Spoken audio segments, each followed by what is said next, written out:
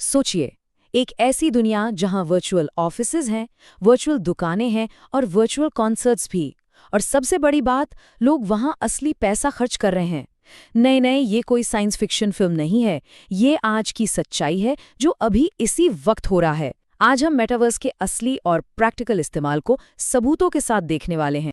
तो सवाल यही उठता है कि क्या मेटावर्स सिर्फ एक ख्याली पुलाव है या फिर ये बिजनेस की अगली बड़ी दुनिया है। चलिए इस पड़ताल में गहराई से उतरते हैं और देखते हैं कि सच्चाई आखिर है क्या। और हाँ, हम भविष्य की नहीं बल्कि आज की बात कर रहे हैं।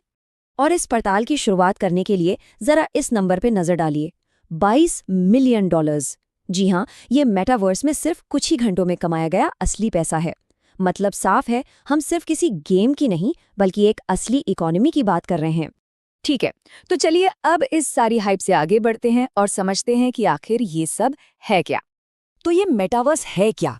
देखिए, बहुत सीधे शब्दों में कहें तो ये इंटरनेट का 3D वर्जन है। ये एक ऐसी वर्चुअल दुनिया है जहां लोग अपने डिजिटल अवतारों के जरिए एक दूसरे से मिलते जुलते हैं, मीटिंग्स करते हैं, शॉपिंग करते हैं, इवेंट्स में जाते हैं, सब कुछ। ये सिर्फ गेमिंग से कहीं कहीं ज्यादा है। अब आते हैं सबसे मजेदार हिस्से पर, असली पैसा और वर्चुअल दुनिया। अब हम कुछ ठोस उदाहरण देखेंगे कि ये सब असल में काम कैसे कर रहा है। सबसे पहला केस है वर्चुअल ब्रांड वर्ल्ड्स का। जैसे नाइकी ने रोब्लॉक्स पर नाइकी लैंड बनाया है, जहां लोग मिनी गेम्स खेलते हैं और वर्चुअल नाइकी के कपड़े और जूते पहनते हैं। उसी तरह गुची ने गुची गार्डन बनाया है।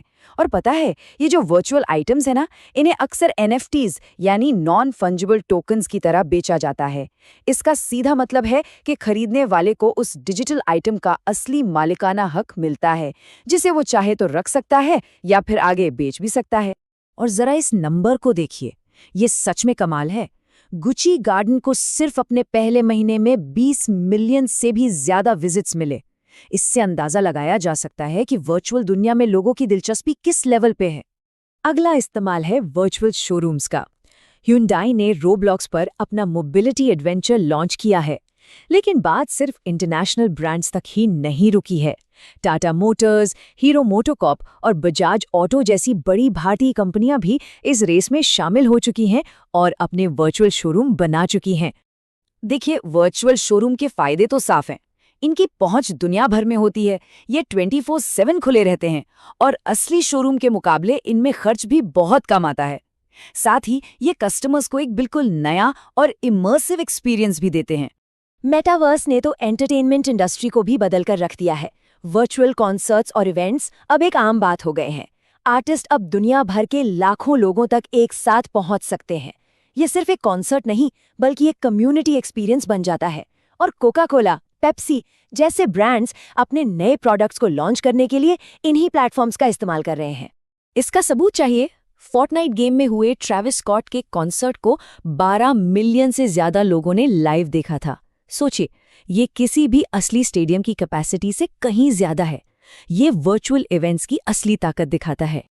अच्छा, मेटावर्स का एक और बहुत ही प्रैक्टिकल इस्तेमाल हो रहा है ट्रेनिंग में। वॉलमार्ट अपने कर्मचारियों को ट्रेनिंग देने के लिए VR का इस्तेमाल करता है, जो कि काफ़ी सेफ और स्केलेबल है। इसी तरह डॉक्टर्स और सर्जन्स भी अब VR का इस्तेमाल कर रहे हैं ताकि वे बिना किसी खतरे के मुश्किल ऑपरेशंस की प्रैक्टिस कर सकें। इससे उनकी स्किल्स भी बेहतर होती। और ये सब सिर्फ बिजनेस तक ही नहीं रुका है, अब तो मामला पर्सनल हो गया है। भारत में अब मेटावर्स में शादियां हो रही हैं, जहां मेहमान अपने डिजिटल अवतार में शामिल होते हैं। और मजे की बात तो ये है कि कोका कोला जैसे बड़े ब्रांड्स ने तो ऐसी शादियों को स्पॉन्सर भी किया है। तो अब जब हमने ये देख लिया है कि क्या क्या हो रहा है, तो सवाल ये उठता है कि इसमें बिजनेस का मौका कहाँ है। ये एक बहुत जरूरी सवाल है। आखिर ये बड़े बड़े ब्रांड्स इसमें लाखों करोड़ों डॉलर्स क्यों लगा रहे हैं? इसके पीछे 4 बड़े कारण हैं। पहला, कमाई के नए रास्ते, जैसे गुची अपने वर्चुअल बैग बेच रहा है। दूसरा, अगली पीढ़ी की मार्केटिंग, क्योंकि जेन ज़ी अपना ज़्यादातर वक्त इन्हीं प्लेटफॉर्म्स पर बिताती है। तीसरा, इमर्सिव एक्सपीरियंस, जैसे नाइकी लैंड में गेम्स खेलना, जो ब्रांड को हमेशा के लिए यादगार बना देता है। और चौथा, ग्लोबल पहुंच, कोई भी कहीं से भी आपके वर्चुअल शोरूम में आ सकता है। तो सीधी बात ये है कि ये सिर्फ कोई हवाई बात नहीं है, यहाँ सच में पैसा बनाया जा रहा है।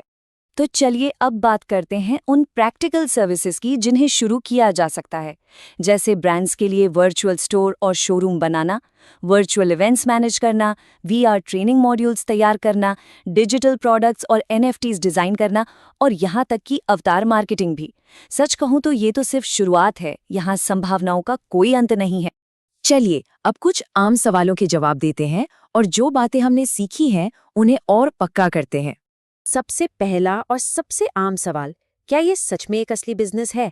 इसका जवाब इस नंबर में छिपा है। एडिडास ने अपने एनएफटी बेचकर कुछ ही घंटों में $22 मिलियन से ज्यादा कमाए। तो हाँ, ये एक बहुत बहुत असली बिजनेस है। अगला सवाल जो दिमाग में आता है, क्या ये टेक्नोलॉजी असल में भारत में भी इस्तेमाल हो रही है? बिल्कुल, टाटा मोटर्स, रिलायंस जियो और यहाँ तक कि आईपीएल टीम सीएसके जैसी बड़ी भारतीय कंपनियां डिसेंट्रलैंड जैसे मेटावर्स प्लेटफॉर्म्स पर अपने वर्चुअल एक्सपीरियंसेस लॉन्च कर चुकी हैं। ये टेक्नोलॉजी भारत में भी बहुत तेजी से अपनी जगह बना रही है। तो जब इतने बड़े बड़े ब्रांड्स अपने नए डिजिटल साम्राज्य बना रहे हैं, तो ये सोचना वाकई दिलचस्प है कि अगली वर्चुअल दुनिया कौन सी बनेगी। इसकी संभावनाएं अनंत हैं।